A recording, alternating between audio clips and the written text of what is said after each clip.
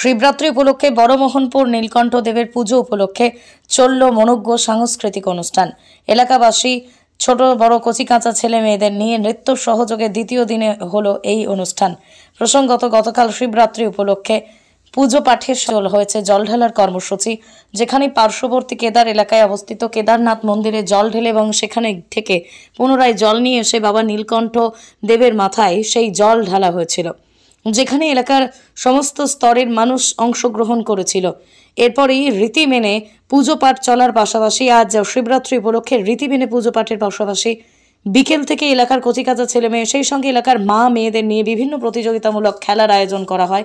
এরপরই সন্ধ্যা হতেই শিবরাত্রি উপলক্ষে শুরু হলো শিবরাত্রি উৎসব, অর্থাৎ সন্ধ্যাকালীন মনোজ্ঞ সাংস্কৃতিক অনুষ্ঠান, যেখানে কোনো বহিরাগত শিল্পী নয়, এলাকার প্রতিভাবান ছেলে মেয়েদেরকে নিয়ে চলল নৃত্য সহযোগে সাংস্কৃতিক অনুষ্ঠান।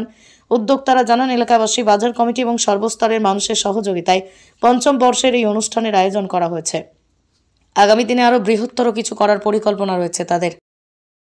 আমাদের এখানে স্থানীয় বাজারে সহযোগিতা ও অন্যান্য সমস্ত মানুষের সহযোগিতা, এমনকি গ্রামেরও কিছু ব্যক্তি সহযোগিতায় আমরা একটা ছোট্ট মন্দির তৈরি করলাম এবং এই মন্দিরটি প্রায় দীর্ঘ 5 বছর হতে গেল। প্রথমে আমরা শুধু শিব চতুর্দশী উপলক্ষে পালন করেছিলাম কতিপয় এই বাজারের সদস্যকে নিয়ে, কিছুজন এই মন্দির কমিটিকে সদস্যকে নিয়ে। এই সদস্যরা প্রায় 5,000, 2,000, 7,000, 1,500 করে ডোনেশন দিয়ে এই মন্দিরটা আজকে 5 বছরে পূর্তি অবলম্বন হলো।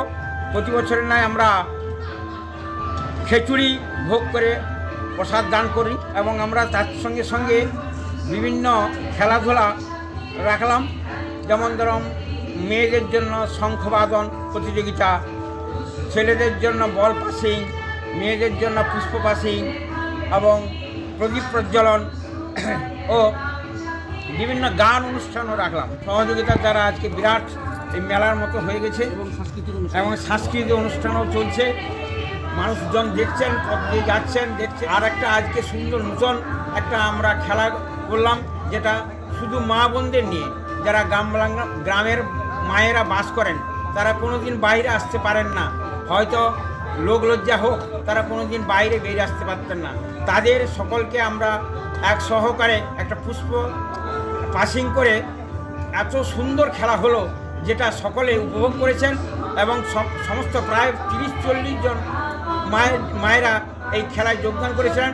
পরে প্রায় আমাদের আরও 40 জন যোগদান করে এই খেলাটা হলো সুন্দরভাবে আমরা প্রাইজ বিতরণ করলাম। তাই আমরা খুব আনন্দিত, আপ্লুত।